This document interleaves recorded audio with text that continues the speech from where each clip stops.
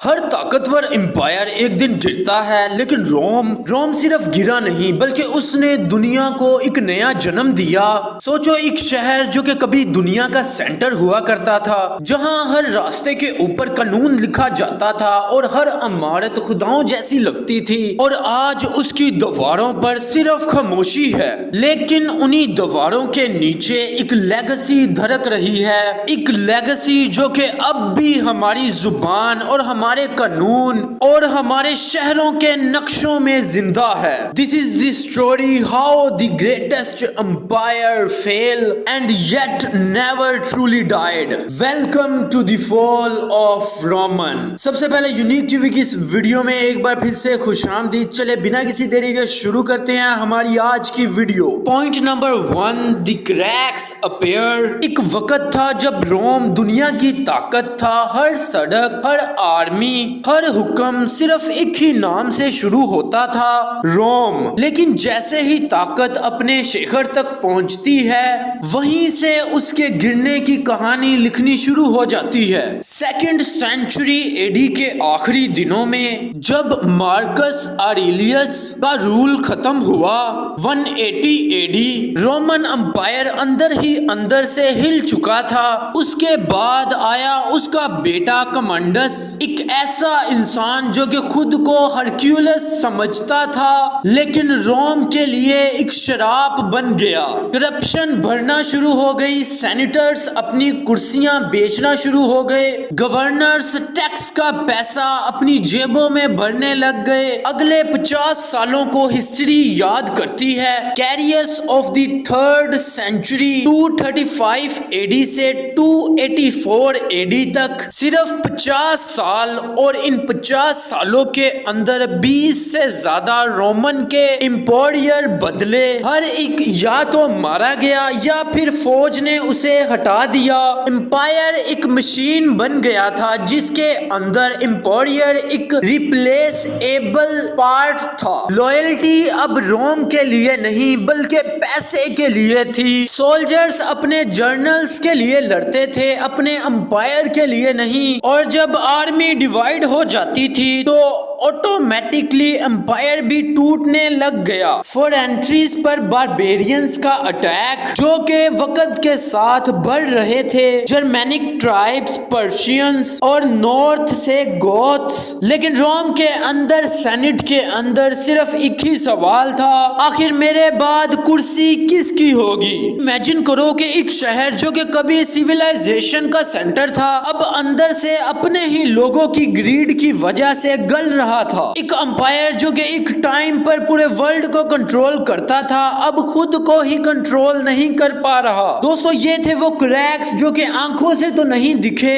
لیکن روم کی فاؤنڈیشن کو اندر سے تباہ ضرور کر دیا، اور یہ تو صرف شروعات تھی۔ اب ہے پوائنٹ نمبر 2، دی امپائر سلپس۔ ایک وقت تھا جب روم ایک تھا، یعنی کہ ایک امپائر اور ایک ہی آواز، روما انوکٹا، لیکن اب اس آواز کے ٹکڑے ہونے والے تھے۔ 284 اے ڈی ایک نیا نام سامنے آتا ہے، ڈیو سیلیٹین، ایک سولجر سے امپائر بنا انسان جسے لگتا تھا اگر روم کو بچانا ہے تو اسے ڈیوائیڈ کرنا ہی پڑے گا۔ امپائر اتنا بڑا ہو چکا تھا کہ ایک رولر انہیں آسانی سے کنٹرول نہیں کر سکتا تھا۔ ایسٹ کے پاس ٹریڈ اور ریچز تھے، اور ویسٹ کے پاس وار اور ریبیلینز، اور ڈیوسیلٹن نے ڈیسائیڈ کیا کہ امپائر کو 2 حصوں کے اندر بانٹ دیا جائے، ایک طرف ویسٹرن رومن امپائر جس کا کیپٹل رہا روم، دوسری طرف ایسٹرن رومن امپائر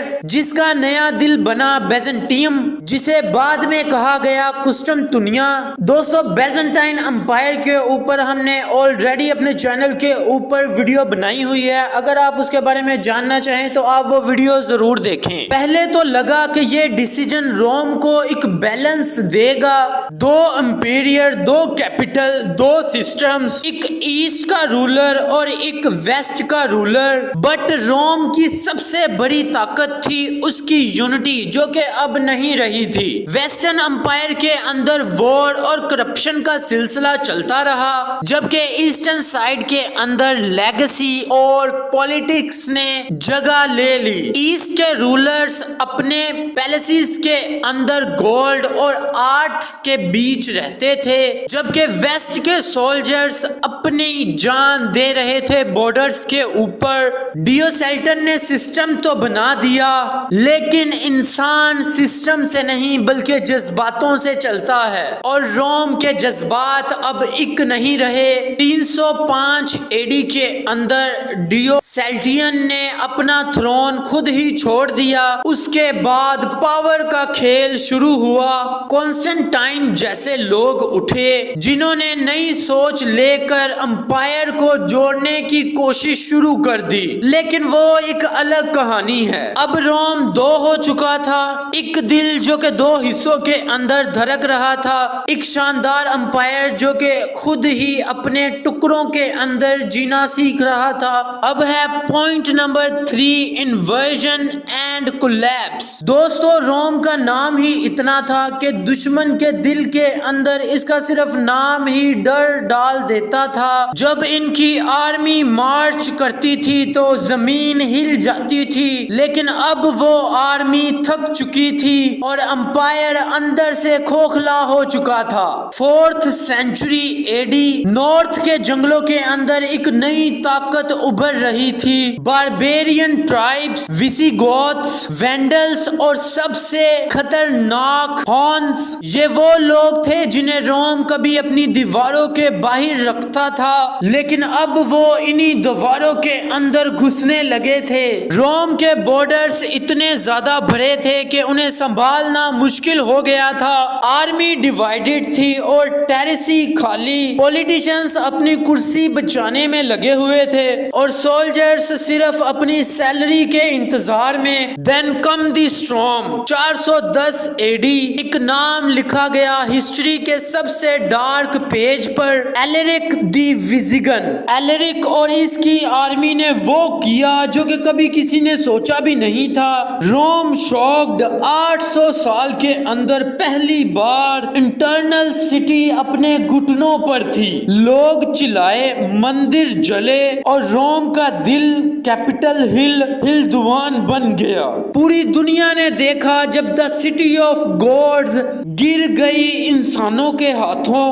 لیکن کہانی یہیں پر ختم نہیں ہوتی ہے، بلکہ روم نے خود کو سنبھالنے کی بھی کوشش کی، لیکن ہر بار نئے دشمن آئے۔ اب سوال ہے، کیا یہ امپائر یہی ختم ہو گیا؟ نہیں، کیونکہ جب روم گرا لیکن اس کے آئیڈیاز تب بھی زندہ رہے، اور وہی آئیڈیاز ایک نیا یورپ، چرچ اور ایک نئی دنیا کے بیچ رہا۔ Rome fell but it shadow never died. اب ہے point number 4، the faith revolution. Rome تو گر چکا تھا، لیکن اس کے گرنے کے بعد بھی کچھ تو زندہ تھا۔ خاک کے اندر سے ایک نئی روشنی اٹھ رہی تھی، ایک نام، کانسٹنٹائن دی گریٹ، ایک ایسا انسان جس نے امپائر کا رخ بدل ڈالا، جنہوں نے صرف طاقت سے نہیں بلکہ ایمان سے جیتنا شروع کیا۔ اس وقت کرسچینٹی ایک چھپی ہوئی آس تھی۔ کرائسٹ کے ماننے والے چھپ کے ملتے تھے اور چھپ کے ہی عبادت کرتے تھے۔ انہیں جیل اور موت کا سامنا کرنا پڑتا تھا، لیکن ان کا یقین اور ان کا فیتھ کبھی بھی کم نہیں ہوتا تھا اور نہ کبھی ٹوٹا۔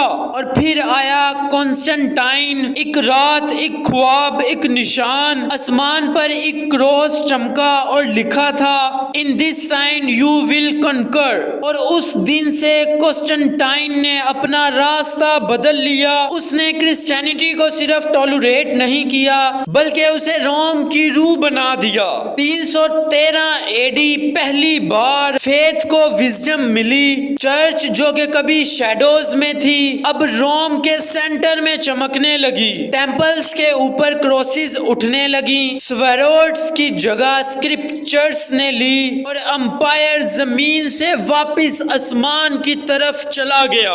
روم اب صرف ایک شہر نہیں رہا بلکہ اب وہ ایک اسپرچول امپائر بن چکا تھا جو کہ دنیا کے ہر کونے کے اندر پھیل گیا، اور اس طرح چرچ بن گیا نیو روم، ایک ایسی طاقت جو کہ نہ تلوار سے بنی نہ ہی سلطان سے بلکہ فیتھ سے۔ This was not the end of Rome, it was the rebirth of the empire۔ اب ہے ہمارا last point number 5، the legacy of Rome۔ روم تو گر گیا لیکن اس کا اثر آج بھی زندہ ہے۔ انہی سڑکوں سے شروع کرتے ہیں روم کے روڈز، وہ راستے جو کہ پورے یورپ کو جوڑتے ہیں، جنہوں نے دنیا کو ایک دوسرے کے ساتھ کنیکٹ کرنا سکھایا۔ پھر آتی ہے ان کے آرکیٹیکچرز، آرچ، ڈومز اور ایمفی تھیٹرز۔ ہر ماڈرن سٹی کے اندر پارلیمنٹ کی بلڈنگ کے اندر کہیں نہ کہیں روم کا نشان ضرور چھپا ہوا ہے۔ ان کی زبان لیٹن، جسے جرمنی، فرانس، اسپینش، اٹالین اور انگلش کے ہزاروں لفظ، اور ان کے لو اور ان کی ریپبلک کا آئیڈیاز، وہی بیس بنا امریکہ، فرانس اور ماڈرن ڈیموکریسی کا۔ From Washington D C to Paris, from London to Islamabad, ہر شہر کے اندر، ہر سسٹم کے اندر روم کا ایک حصہ ضرور زندہ ہے۔ کسی نے صحیح کہا تھا، Rome dies once but it lives for ever